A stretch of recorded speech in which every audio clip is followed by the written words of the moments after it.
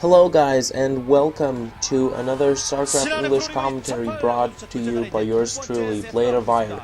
And again commentating on the Pro League match from the Shinhan 2008 Pro League between KTF MagicNs and STX. So here's Flash. This is the big star of KTF, and he was able to defeat in the first set Shays in a TVT on Othello.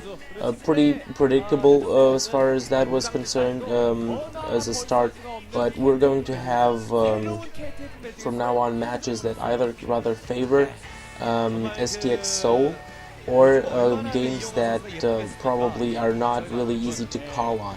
And a game that I personally also feel that is not very easy to call on is the one that we are going to watch right now. This is going to be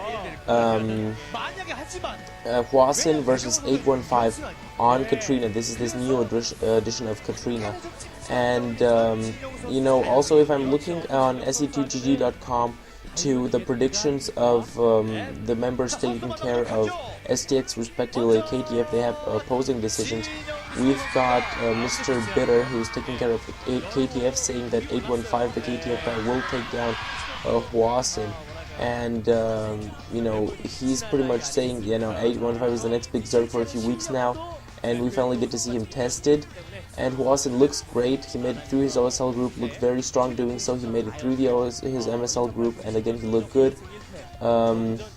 And yeah, TVZ is his best matchup, but 815 is riding a 5-game win streak, as Mr. Ritter is saying, and has some of the most monstrous CVT that there is. This is definitely very true. If you also look at the stats, if I may add so myself, he does have 83.33% with 5-1 record for TVZ. That's incredible.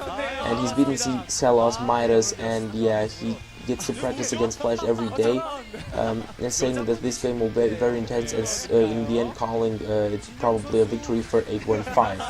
And Akun, who's taking care of STX, says is pretty much the opposite. He's saying, I haven't actually seen 815 play. His record is extremely impressive, and he hasn't really been tested so far, but he hasn't gone up against players of Hwasin's caliber this year, and that may work against him. Although he may be an up-and-coming player, I don't think he can take out Hwasin, especially considering the way he's been playing at the moment, and also considering that TVZ is his strongest matchup. And although Hwasin's recent wins against Jaedong were very impressive, Jaedong did not play very well the first game, and apparently he had mouse problems in the second. So pretty much saying, Akun is saying that both players are great.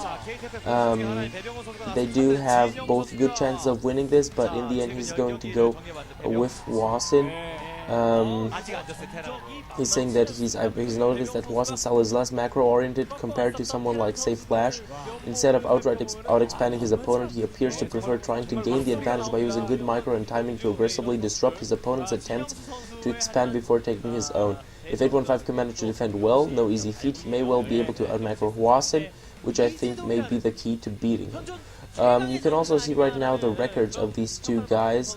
I believe red means win, and blue means loss, and probably the longer that red thing is, maybe the longer the game took or something like that, because I just saw the first game I was not entirely sure what they mean, but now that I see 5 red, so to speak, columns over for the Zerg player for 815, and seeing right here in this write-up that he did have 5 consecutive wins lastly, I guess that's what it means. By the way, let me again give credit where due. Thanks Mr. Bitter, thanks Akun, thanks to all the other writers that are doing Pro League write-ups, predictions on se2gg.com and discussing about this. This is really so much help, because really I'm not like one to say I'm lazy, but at the moment I really have to admit I personally simply do not have the time to really research all this stuff and really offer you so much insight into the backgrounds of these two players.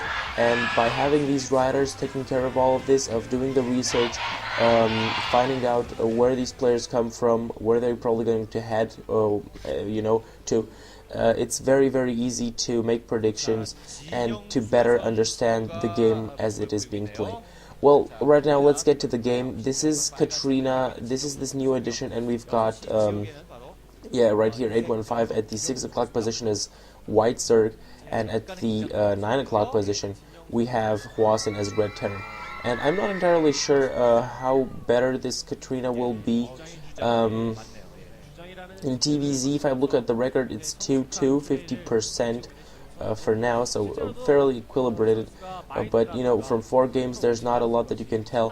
One thing could be mentioned right now real quick, that 815 is scouting in the right direction. That's good for him. He will find his Terran opponent very, very soon.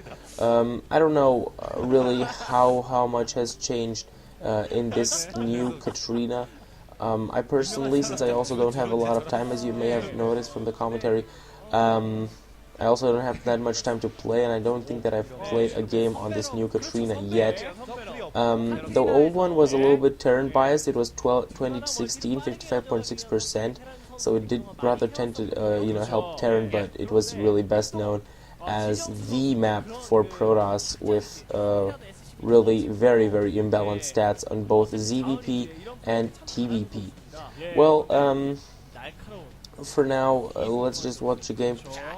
Not gonna go for that spawning pool. It's gonna be a very ballsy attempt right now from 815 to out macro, to simply you know, go so far ahead in economy that his opponent won't able to keep up. This is going to be his attempt. He's sending that drone over there to make another hatchery, and so we may see a 3-hatch build, and only then we could see his spawning pool going down.